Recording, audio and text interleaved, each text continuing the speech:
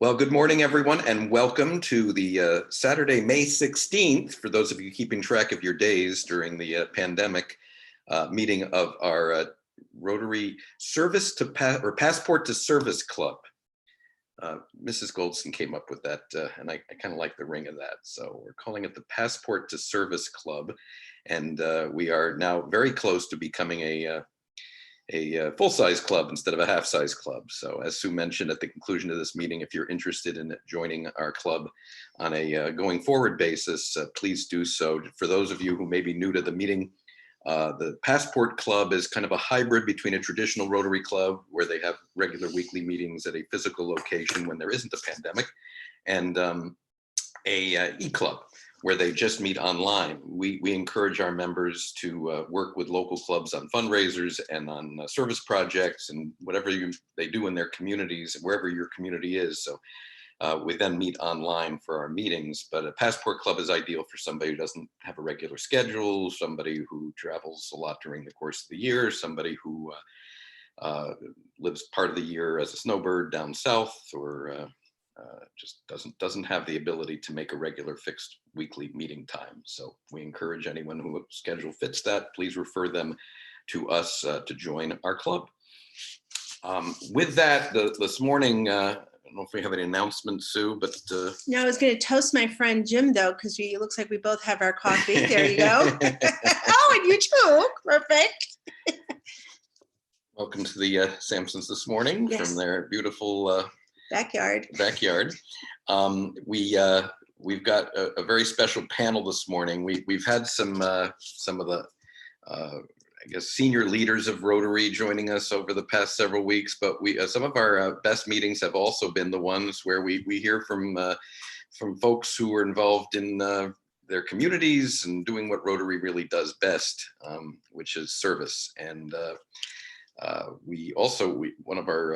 one of our favorite meetings was with Yvette Murray, who is a mental health professional from Ontario, and Yvette's been making the circuit, and I think she's going to help us out tomorrow. Yeah. Yeah. So for those of you who weren't aware, we have a little meeting for our district leadership tomorrow that's going to focus on navigating COVID-19 and the financial and health-related stress of that. So yeah. So one of the things that DGE Noel Jackson found out was, some people are expressing concern that on the other side of the pandemic, how our club presidents and club leaders and district leaders are going to work with maybe some members who have gotten emotionally and maybe financially stressed out during this, and how to best work with them and help them and just to be there for them. So we're going to get some tips from a financial advisor and from a vet on the mental health side of it, to work with our district and club leadership to help to advise them as to how to work with members.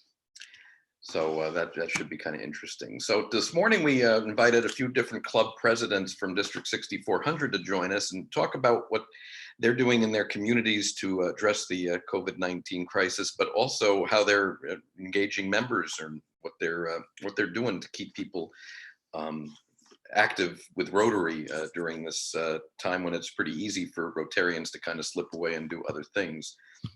So we invited Ray Lennard, who's a club president, and Sue and my former club, the Rotary Club of Adrian Morning, to join us. And Ray is from the Rotary Club of Adrian Morning in Adrian, Michigan. Yeah, that one. And then also Don Lieto from the Rotary Club of Monroe, not too far from Adrian, and Rajen Chetty, who's a physician in the Windsor area and is the current club president of LaSalle-Centennial.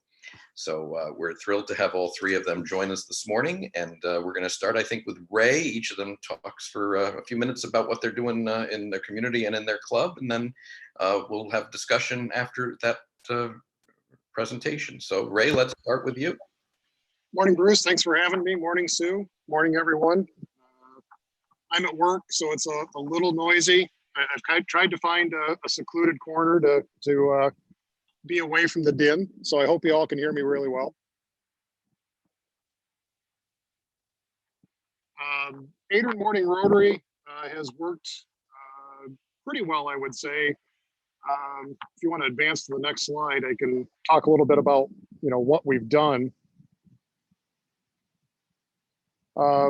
Just to give you a recap of our club size, we're 23 members. We primarily focus on literacy and education. And when the pandemic hit, the state of Michigan pretty well shut things down. Ohio led by a couple days, and then Michigan shortly followed thereafter. And we stopped meeting in person on March 16th. About a week later, I went ahead and took the initiative to set up a Zoom account. We had a couple Zoom cocktail hours to get the membership a little bit more aligned with how it works, because a majority of our membership is 65 plus. So technology sometimes is easy, sometimes it's not. But we've been pretty happy with it. They've gotten caught on really well. We have well over half our club attend the meetings. It's kind of rotates through who does what. So that works really well.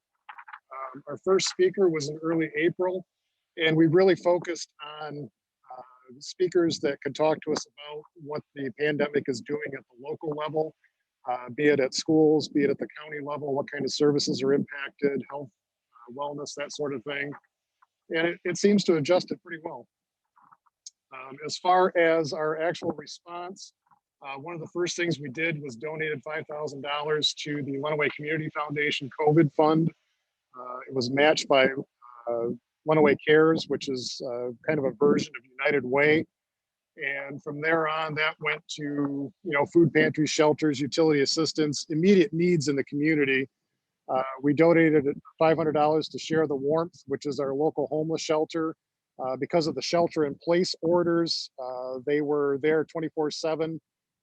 And usually it's just an evening only shelter. So they were having to deal with, the food needs for breakfast, lunch.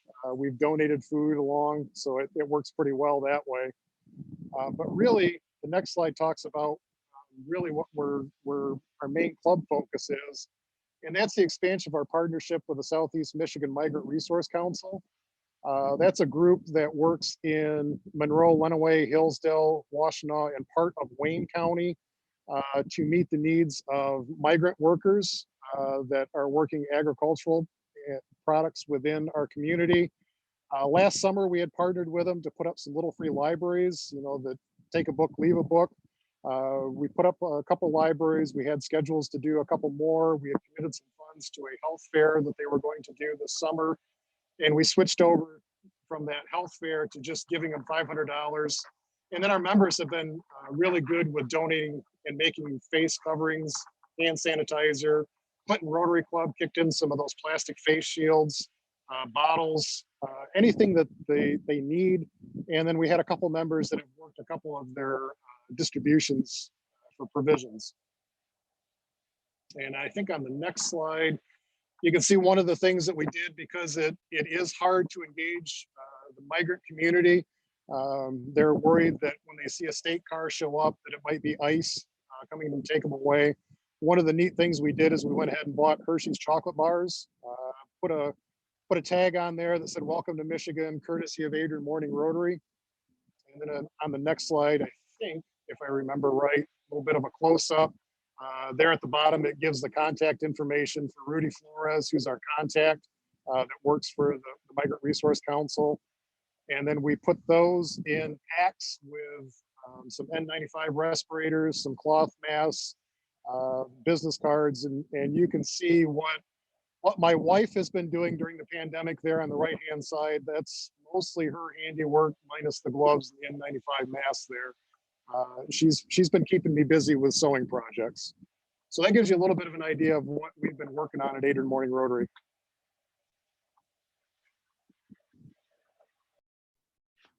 Thank you, Ray. That was awesome, and so proud that the club, where it all began with us, is doing such great things. And although I will say, I would appreciate some green and white masks too, not just the maize and blue there on the bottom. Yeah, there's none of that green stuff in our house for some reason. Two Michigan alums. I don't get it at all. I don't understand. Ray, great job. Thank you. There is a large migrant community in that rural part of Michigan where the Adrian Club is, just as there actually is in parts of Southwest Ontario as well. So taking care of those people is very important. And I see you've got some next steps.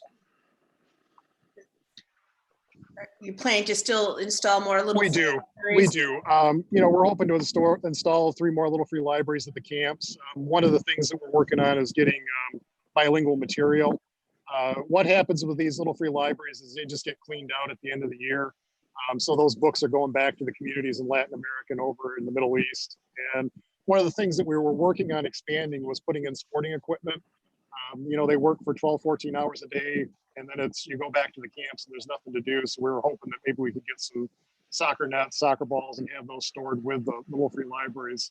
And it's been amazing. The local agriculture community, the host farms, so to speak, have been great with allowing us to do this. Hey, Ray, are you guys putting any non-perishable food in your little free libraries? I know some people are doing that. We have done that within the community at large. We've got 23 little libraries scattered throughout Adrian, mostly in Adrian. There are some that are outside Monroe County. And members have been stocking non-perishable. We did buy a couple cases of hand sanitizer and had it stocked. We bought that from a local brewery that was making it to kind of help out a little bit. So that seems to be touch and go, but the books are really where it goes. Yeah, I wondered, I saw some clubs have been doing that. Well, Yeah, awesome. we joined that movement. Yep. Thank you. That's great. Thanks, Ray, very much. Just an example of a club that has less than 30 members that's doing some really big work in its community, and kudos to you for doing that. I'm going to stop our screen share because Don is next, and we'll let him address what Monroe is doing, and I think you've got a screen share that you're going to do with it. I sure do.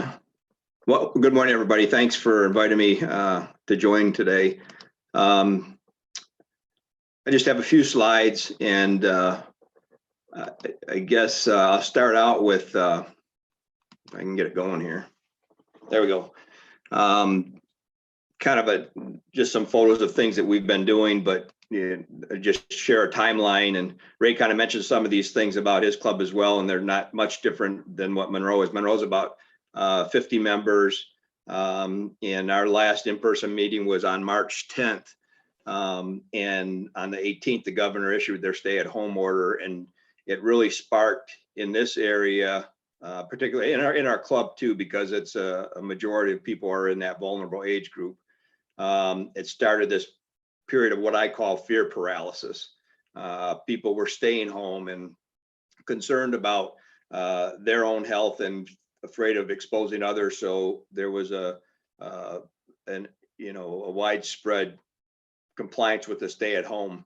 And it was clear to me that we, as a club, it was important for the leadership to express respect for each Rotarian's individual decisions to stay at home and not engage in outside activities or projects. So that was conveyed through emails and Zoom meetings. And we did have our first Zoom meeting on April 5th. And each of our club meetings, board meetings, the key question that we've been asking is, how can we help our community? What is it that we can do to contribute to the welfare of the community? I guess I kind of skipped a couple things. On March 14th, the first COVID-19 case was reported in Monroe County. And on the far right, as of the 15th, with a population of 125,000 people, we've had 400 cases reported with 19 deaths. And that's bad enough, but fortunately it's not worse. And I think a large part the credit goes to that stay-at-home order and people sheltering in place. And so that was a positive benefit to the community. But it didn't keep us from being engaged. We held a special blood drive. We had 25% people not show up because of the stay-at-home order, but we did collect 38 units. And the interesting thing was that the blood drive was the first one that was conducted in this area that applied social distancing. There were no walk-ins allowed, and required pre and post drive deep cleaning efforts. And so there was a concern addressed about the risk to people that might come to donate blood. So we considered that to be a very successful blood drive under the circumstances. One of the first things that we did was to volunteer to help Monroe Public Schools provide packed lunches to students and even their families. And to date, we've packed 40,000 meals. And the school buses are going to, bus stops and dropping off lunches to anybody that's there that wants it. And they don't have to be students; they can be non-students as well. So that's an excellent program. And I think most school districts are trying to do something like that. The leaders in our community wisely collaborated with each other in terms of volunteer efforts. They directed all of the volunteer and service club organizations to the United Way. And the United Way was focusing on PPE, food distribution, transportation assistance, rent assistance, utility assistance. So we gave $1,000 to the United Way plus $2,500 of the grant money that was available from the Rotary Foundation, I believe it was, through the district. And so that benefited people through the United Way relationship. We also gave $1,000 to the YMCA plus $250 from the district grant for helping support their supper meals distribution. And around here, because people are staying at home, groceries and food is a key driver at the early part of the stay at home.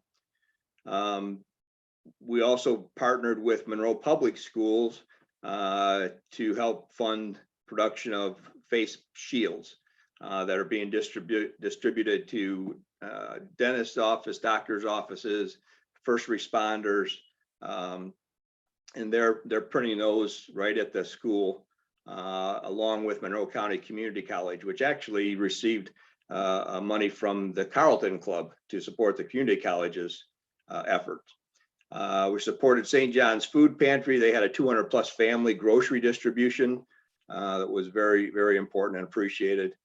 Salvation Army provided a couple of community needs meals. MCOP was in need of some money, so we helped out there. Oaths of Righteousness, which is provides services to the poor, as well as Bruce Diven had coordinated an effort to make cloth masks for Rotarians and their families. So those are some of the things that we did, and keeping the members engaged through Zoom meetings, emails, phone calls, that type of thing. I guess the way I kind of, when I was putting this together, thought, we're trying to do a lot, but we're foregoing doing a lot. So I thought it'd be interesting just to kind of list some of the things that we aren't doing because of the COVID-19 pandemic. So we had 2 clubs meetings that were canceled. Excuse me. We had a club meeting that was planned at a township park, nature center, that was canceled. We do an annual ISD pizza lunch with the Easter Bunny, that was canceled. We had a roadside cleanup project canceled. We had a fellowship night planned.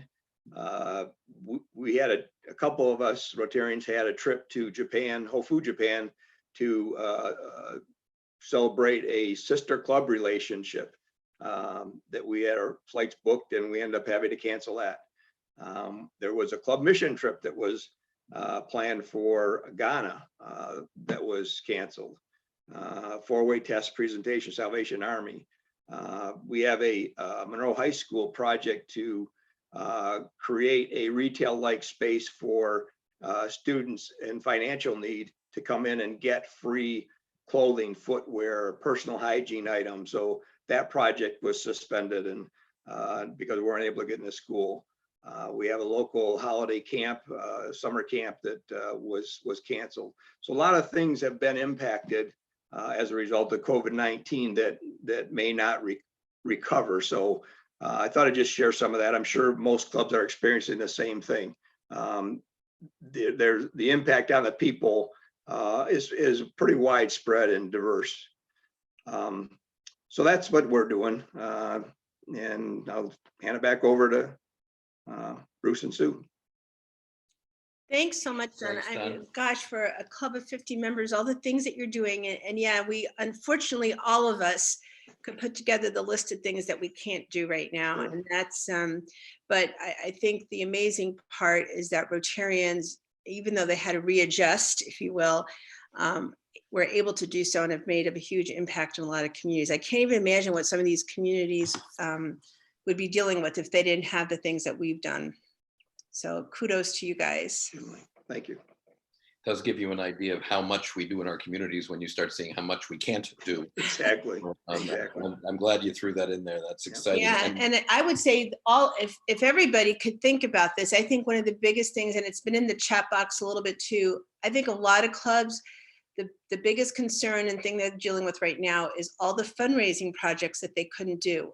And so how do we do fundraising for our clubs to continue to do the good work in our communities when we can't get together? So we'll open that up for more, but think about that as we go on to our last speaker. Our friend PDG Joe Roth from Southeast Florida has been asking what fundraising projects you can do and how do you replenish the coffers or plan for when Sue loves to say when we get to the other side. I'm almost scared to get to the other side because I'm not sure I like this side, but you know, what kinds of things? And so Ray responded that they're looking at the idea of doing virtual bingo, which if I could handle virtual bingo more than having to do real bingo, so that would be good for me. So our final presentation this morning is from our friend Rajen Chetty, from Club President of LaSalle-Centennial. Good morning to Rajen, and I've got a few pictures that you had given us, so we'll put that up here on the screen, and you can say hello. Okay, good morning, everybody. So just like everybody else, we have been meeting by Zoom. We found that the Zoom meetings were very important for keeping contact with our club members to make sure our club didn't just quietly disintegrate. And from a member point of view, I think it was important to be able to check in with each other and see what people are doing. A few of our club members live alone and were working from home, but didn't have any other adult conversation, so to speak, and look forward to the meetings. And many of us have joined the Passport Club meeting as well, just to get our Rotary fix, so to speak. So that's basically how we've been conducting our meetings, but we have been able to accomplish a little bit. I would not as much as some of the other clubs, and I'll make some social commentary on that as well. So this is one of the projects. This was a local business that prepared meals but wanted help with delivery of the meals. So our club didn't actually prepare the meals, but we assisted with socially distancing delivery of the meals. We basically dropped it off on the porch and left. So this is some of our club members who did those deliveries. And anyways, this is fine too. So this is a picture of, that's Mary Lou on the right of your screen, who assisted with making masks. And the next picture is Maureen Flanagan, another one of our club members, who also made masks, and we distributed these masks to local fundraising organizations. So that's what we've been doing sort of locally. We've been very limited in what we've been able to do. Like other clubs, we had to cancel important fundraisers. So we do a big fundraiser called Big Hats and High Tea, which was scheduled for early March, and unfortunately early May, sorry, and that unfortunately had to get canceled. So just like other clubs, we're concerned about, we have money this year because that was money that was raised last year, but about the club finances in the future and what projects we're going to be able to do in the future. So that's one thing. I know other clubs have talked about what can we do for fundraising. Our club and our club executive have talked about this a lot in the past. Sorry about that.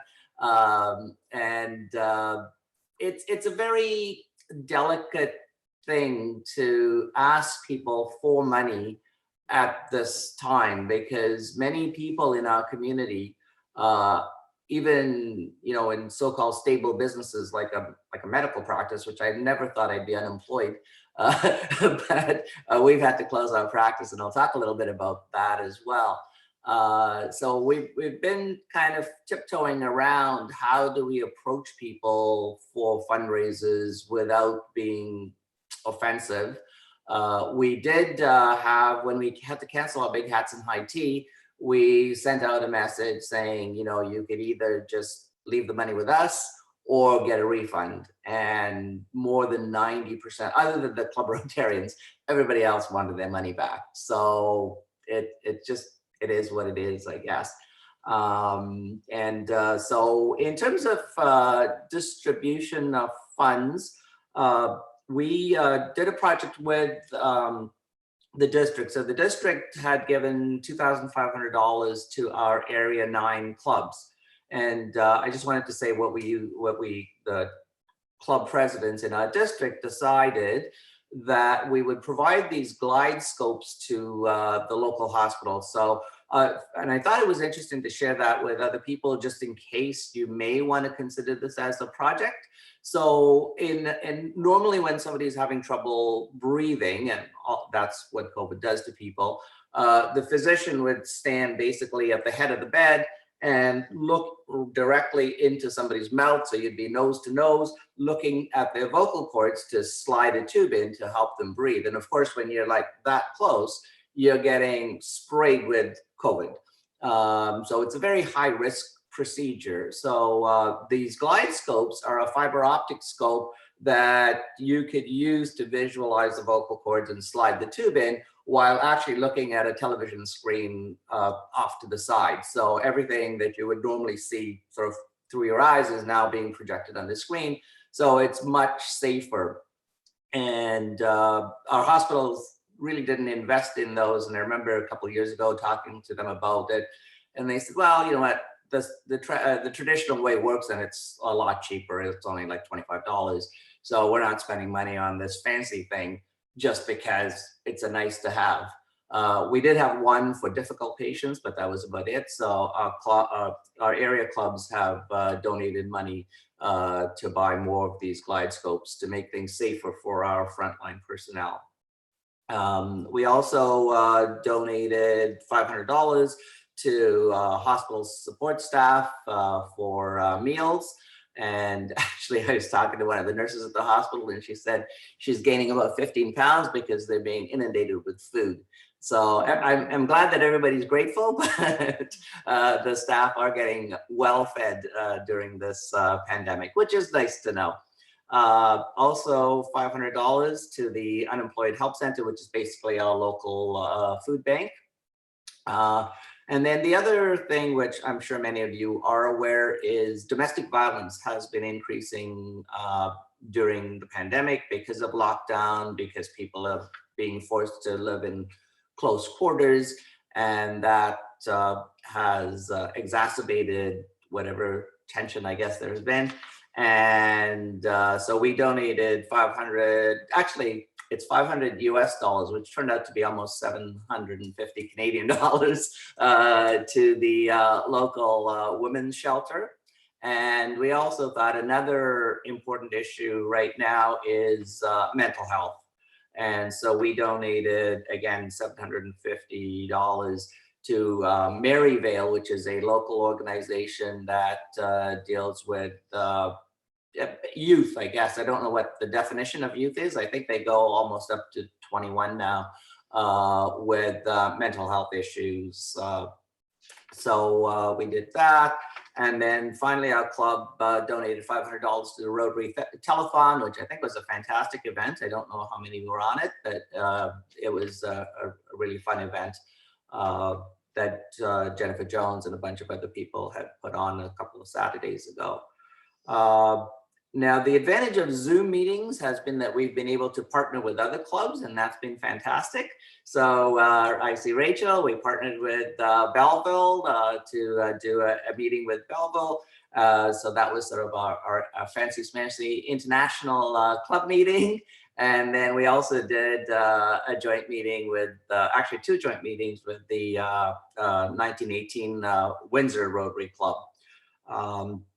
And then we haven't stopped our projects because we had committed to Wasambo in Malawi to do a water project for them. 3 members of our club had gone to Malawi.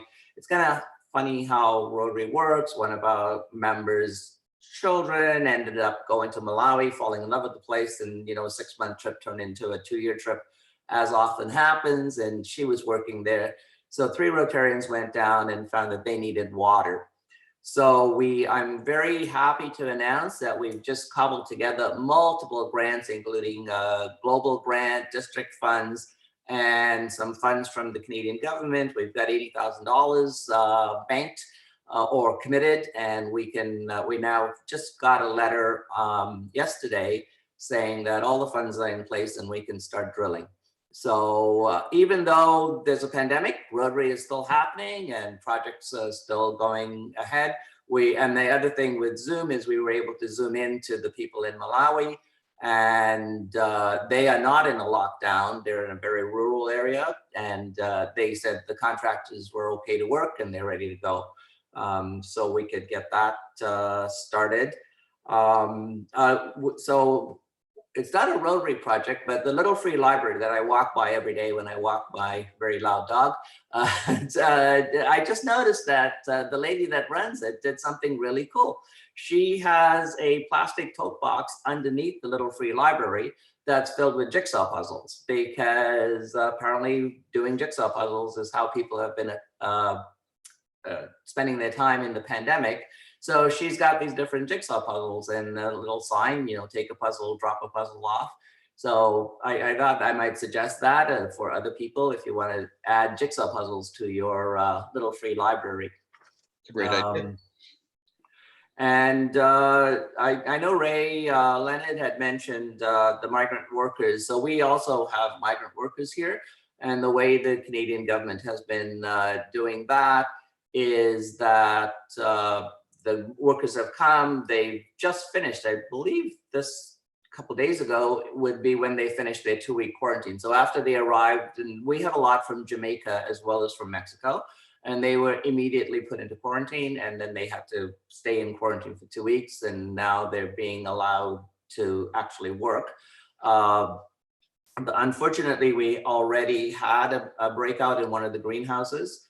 And that's been a bit of an issue locally. And then I just wanted to talk about a little bit about my practice as a cardiologist. So we had to close completely. I've been trying to do video, although the age of my patients, they haven't really been amenable to doing video. So we've been doing telephone chats. I've been changing medications a little bit over the phone. And then just this last week, there was people that I said, I can't do this over the phone. I really have to see you.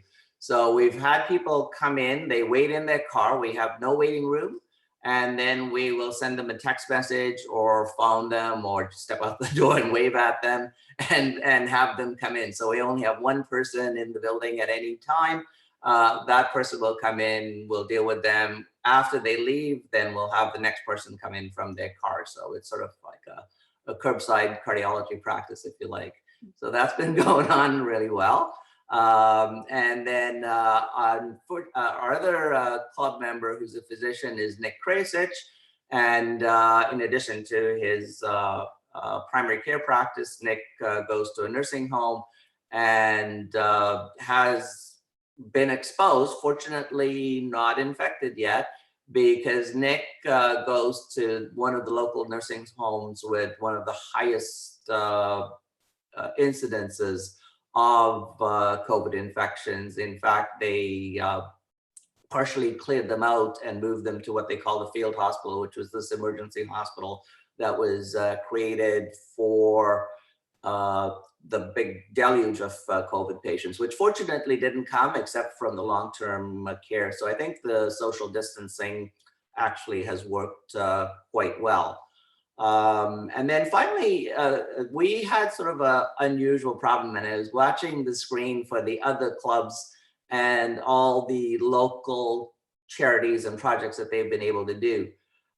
We gave one of our club members $500 and said, you know, just go out and do good. And he was only able to spend, I think, like $80 of it because he couldn't find people in need.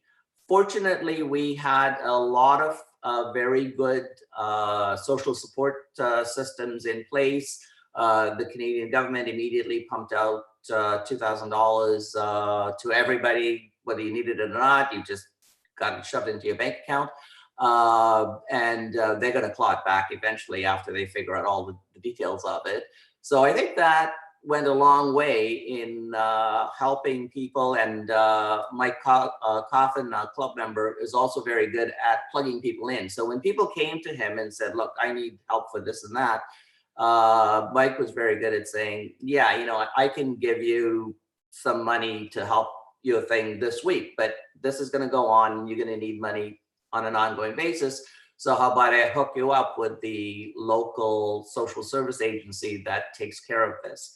So it's not that Mike was mean with our money. He was just responsible and hooked them up to services that will provide them more long-term help. So that's pretty much all that I had to say, and I'll stop there and I'll take questions if there are any. Thanks, Rajen. And I know the physician part of this is the challenge. I mean, you know, I think all of us have various doctoring things that they're not emergencies, but you know, it almost seems like right now the way the system is working, people are holding off on what they have to do until they become emergencies, which, you know, becomes more of a strain on the system. And have you heard, at least on the Canadian side, is there a plan to start more elective procedures and give people, you know, access to healthcare that's not COVID related? Yeah, so the thing about people putting things off, so on a personal note, I've been putting off my tooth, which is killing me, but my dentist won't see me, even though I promised to bring her PPE as well. But I can understand her not wanting to be, you know, close to people breathing on her. But incidentally, talking about people not going to the hospital, it started in New York, and then we noticed the statistic was spreading throughout the US, and also in Ontario, the admissions for heart attacks are down 30%.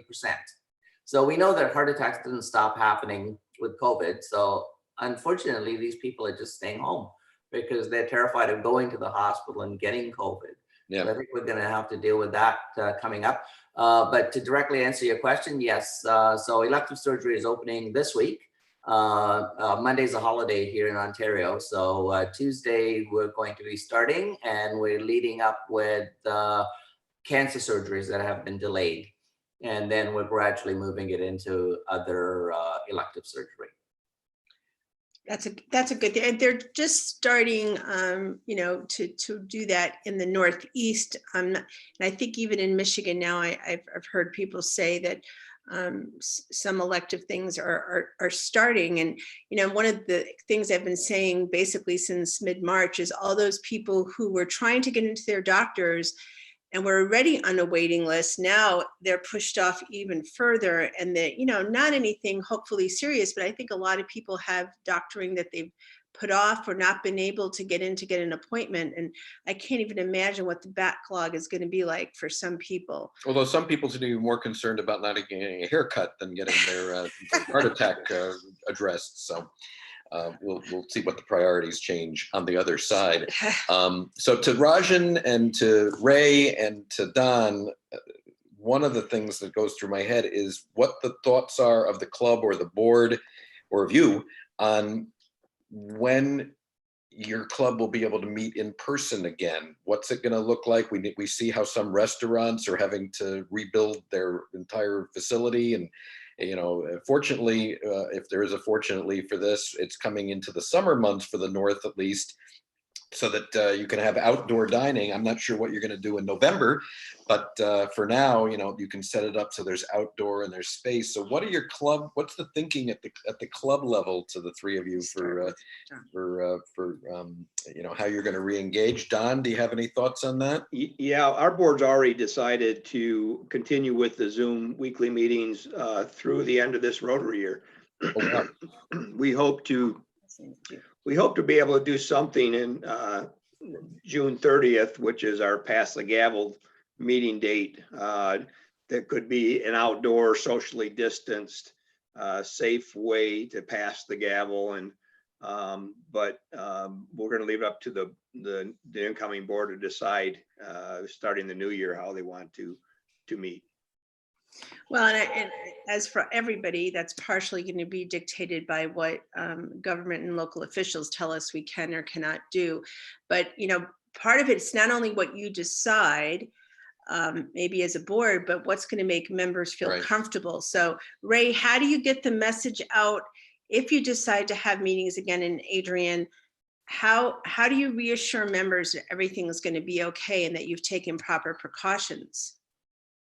Yeah, I think that's the biggest question. I mean, part of our meetings, we're at a Christian family center, which is a gym, cafeteria, school. And I suspect that when they do open that up, we will start Ray, unfortunately, you're again, breaking but up. because We're having a hard time hearing you right now, Ray. You might need to move closer to your building. I know you went outside. Rajen, what are your thoughts on that? Yeah, so like you said, Sue, it's going to be dependent on what the government allows people to do. Right now, we're restricted to gatherings of 5 people, and I heard a rumor that they're going to open that to 10 people next week, largely because the Premier of Ontario, or the equivalent of a governor, was caught with 8 people in his house for Mother's Day. His name is all of a sudden he decided that 10 people might be okay for everybody else as well. We have been meeting at a golf club, which does have a large patio. So I've been thinking ahead and hoping that we may be allowed to use the patio for a meeting.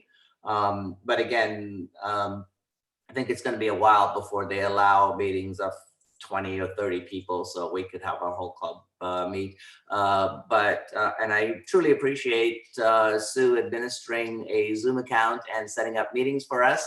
But the club used the Rotary discount and managed to get our own Zoom account, because I anticipate that this is going to go on for a long time. And actually our members have suggested that even after we come through to the other side, as Bruce said, we will have some kind of a hybrid where, particularly in the winter months, we may have a few more Zoom meetings, and certainly our board meetings will be Zoom meetings because we can get a lot accomplished quickly that way. Well, yeah, I mean, I know even for district meetings, we all drive from all over the place, and you could really use this platform and save a lot of gas, time, and so on. I mean, I was not, I barely knew what Zoom was, and now it's just a part of my everyday language. You know, I mean, we do these all the time. As most of you know, I mean, going on right now is pets. I mean, who would have ever thought we'd be doing pets virtually? But we are. Next week, we're having district assembly. So different nights, different sessions. And then we're going to have our district conference on Zoom. And ultimately, the Rotary International Convention is going to be on a digital streaming platform as well. So it's and meet the governor. Yeah, and then now, of course, meet the governor on June 30th. So it's just the way that the world is. And at the same time, you know, we all joined Rotary for fellowship and fun and service. I have always believed that. And so the fellowship is different. I had a bad day yesterday, and I'm going to cry even thinking about you know, my daughter-in-law called me this morning and she's like, you seemed down yesterday. And it's just the connection, you know, that we're all missing. But this makes it all okay. Moment passed. Moment passed. Well, we Judy, I think you had your hand up. Sorry, I know Bruce and Sue can't see all the little boxes at the same time, so I just noticed Judy had her Judy hand up. Burnett, one of our members. Why don't you unmute yourself and ask your question? Yeah, so I was wondering if anybody was considering, you were talking about doing a hybrid, some Zoom meetings, some in-person meetings. I was wondering if anybody had considered, when they go back to in-person, still including the Zoom aspect as part of the in-person meeting for those that may still feel uncomfortable or may be in that high risk or immune compromised and don't feel comfortable coming to the So meetings, in other still words, connected. if you have a screen up where you can project Zoom, which is not very difficult to do, and have a speaker, then you could have some people at home and some people at your meeting and so on. That's an interesting Well, I idea. mean, you could Facebook Live it, really. You don't even have to do Zoom if limit. So Well, let's say if you don't have interactivity, yeah. Yeah, I mean, if the Monroe Club decides to meet and they, you know, the number that can be done at the place that they're going to meet at is only 20, but they have 50 members, the 20 who are comfortable in coming could come together and the rest could watch it or be involved through a Zoom meeting or somehow. That's an interesting concept. I didn't think it that way. I think when Rajen was talking about it, he was thinking some meetings will be in person, some meetings will be Zoom, but you could certainly incorporate the two. I mean, that's the whole thing. Nothing's off the table. And I think that that's part of everything right now is as people rethink how it's going to be, quote, on the other side, you know, they have to, you know, think and be innovative. And that's actually, there's some exciting stuff with that. Hey, Sue, I think that's actually what we're looking at, is because we do have a number of elderly that do have health issues in our club. And I think that's what we're really looking at, is doing a hybrid type meeting where you know, maybe the speaker's there, maybe it's not, but we'll probably have members at home that are on the Zoom call. Okay, I'm just looking at the comments in the chat box, and a lot of people are looking at hybrids and trying to figure different ways out. And you know, there's a lot of platforms. You know, we've been using Zoom primarily, but some people are using a Microsoft Teams. I mean, there's a lot of different programs. You have to find. Sue likes to watch The Voice, and The Voice uses Microsoft Teams. So there's, you know, I'm sure you will see more innovative type of programs like that from entrepreneurs who want to take advantage of, you know, the move to being online. Joe said Facebook Live will play a big part as well. And I've been streaming these meetings the last 2 weeks on YouTube Live. I may move to Facebook Live just because there's more people on Facebook, but I found the interface to stream it on YouTube Live was a little easier, but we can do that. And Bonnie says that she misses the wonderful hugs, but agrees Zoom meetings will be important. When we were talking about domestic violence earlier, Rajen, Sue, you missed Sue going like this to me. So. Well, yesterday some friends Zoomed into us and we were talking and they're like, so how's it going? And I said, well, other than there are some days I've just about had enough of Bruce and want to punch him. And the final comments they made to me were like, don't hurt Bruce. So you can't even joke about it. Yeah, that's true. Anybody else have any questions or comments that they want to throw out there? If you want to unmute yourself, we'll recognize you and you can add to our conversation. I would just like to say I really thank the district for the money they gave us, as Rajen had mentioned, that we had received, and the other presentations as well.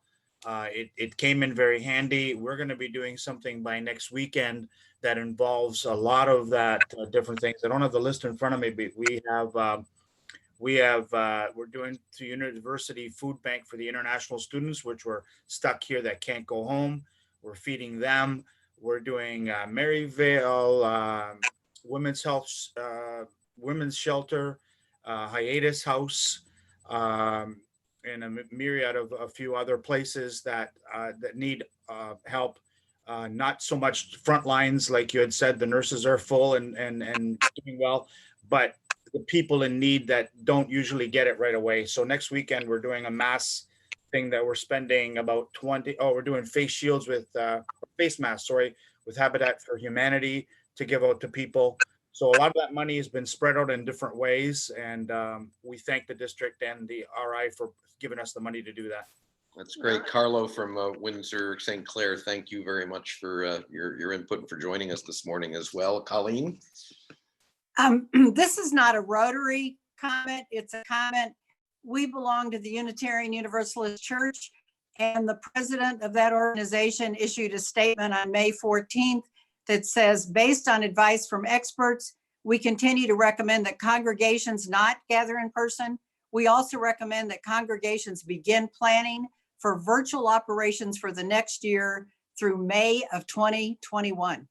So I was really struck by that in terms of leadership of a church taking that kind of a position, and just curious what you're hearing from leadership of Rotary. Well, I mean, I think what we've witnessed till now, obviously all the big conventions, all the big training, for those of you who don't know, other than the Rotary International Convention, the next big training thing would be for district governor elects and nominees in September, and it's what's called a Zone Institute. We hosted one of those in Detroit back when Jennifer Jones was director. Well, that was supposed to take place in Toronto. Bruce and I are on the steering committee for that, and we ended up having to cancel that. They were going to do symposiums in Bermuda and Alaska that were going to be in the winter. Those have been postponed indefinitely. From what I also understand from the latest Rotary International board meeting minutes, that the RI Executive Committee has said that there would be no board meetings and or zone conferences through the end of the calendar year. And the other thing that we heard was all zone institutes will probably go to a virtual platform like we're doing for Toronto. So and I'm guessing the next thing that they're going to be talking about is going to be International Assembly in January, which would be the International Assembly Next year, that, February in Orlando. Yeah, it would be in Orlando. And right now, I don't know, Well, Florida's governor said, I mean, Yeah. Joe, you could tell us on this, but it's like we're open for business. He wants a proposal from Disney and Universal to reopen. So Universal and Disney have just opened up their shopping areas, and so they're starting to welcome people back in. But I can't see in the very near future it opening up to the extreme where the parks will be open. That would be produce mass chaos, I think. But yeah, I think that I've also been keeping tabs on all the presentations by Rotary leadership, and it seems to me that the trend is going to be on postponing rather than planning, or at least dates certainly into the future. But I think that the Orlando International the governor training is probably not going to happen physically. I just don't see that happening that soon. People are just not going to be comfortable going. Yeah, it's like 1,000 people. It's a two-pronged thing. It's not just whether Rotary or anybody Or the says, venue. okay, we're open, we're good, you guys come. You have to, people have to feel comfortable to come, and that International Assembly has people from all around the world. I mean, I look at those planes right now that have 3 people across, every seat taken, and I'm just shaking my head like I don't get it. Yeah. But maybe things will change, maybe a miracle will happen, maybe vaccines will come, but my guess is until vaccines are in place, and many have had it, that people are not going to be comfortable. And so there is going to be no Red Pop night this year. there is no Red Pop night. Virtual Red Pop. Virtual Red Pop. Joe, Red Pop is what we do at our Meet the Governor night. It's a lethal combination of red Soda Faygo pop. kind of soda pop and an unidentified Adult beverage component that goes into it. So we think it might be grain alcohol, but we're not sure. There won't be Red Pop, Rachel. Sorry. That sounds lethal. Yeah. It's a fun evening. It's how we get through the Rotary year so successfully every year. Yeah, one of our clubs buses in just for that event. We Joe, tell us in Southeast Florida, I know that Florida, like a lot of parts of the country and world, has, part of Florida, it's like what COVID, and then the part you're in, not so much. Yeah, really, it's affected our area. We're in Broward County, which is the Fort Lauderdale area, and the Miami-Dade area. Those have been the 2 most affected areas. Even Jacksonville and Tampa and Tallahassee, the other bigger cities in the state have not been that affected. So it is very, in between all that, it's very rural. And, I think that, it has not affected. I mean, many Floridians in our area have second homes in the Carolinas and northern Georgia and Tennessee. They've all escaped to go up there because it's so rural and to get away from the crowds. But we're just tomorrow, I mean, Monday, we have official openings in our county. Our restaurants are going to be able to go to 50%. Our beaches are still closed. We can't go to beaches, which obviously is a big damage to our economy. Parks are slowly closing, but again, with all restrictions, 6 feet, facial covering. It's really a very soft opening. And even though our governor seems to be very pro opening and getting the everything going, the economy going, I think people are more weary than government. I think people are really have been scared about this.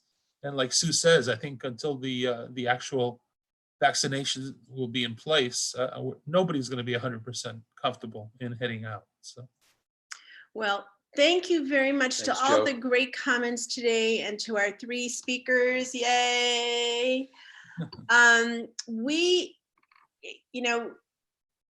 Things are different, but we all have our moments. Like I had mine yesterday, being depressed not to be able to see friends and to get out of the house at times.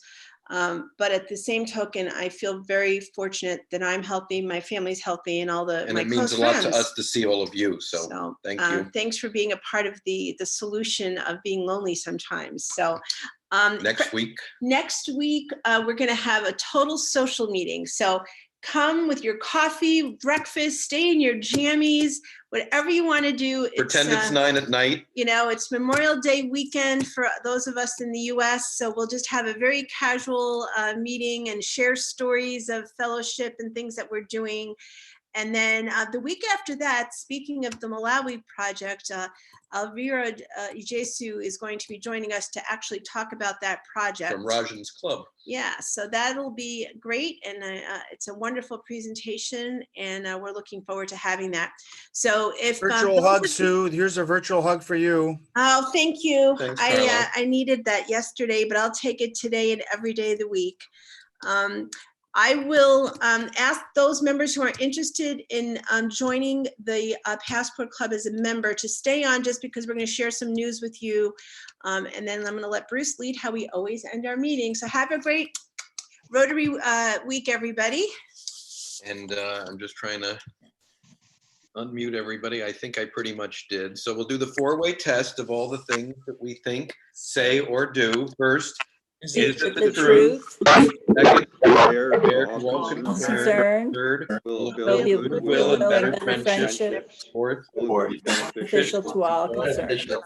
want to join our club, stay on. Otherwise, have a great week, everybody. We will see you next Saturday morning. Thanks, Sam. Bye. Bye. Thanks for hosting. Thank Thanks, you very guests. much. Thanks, Carlo.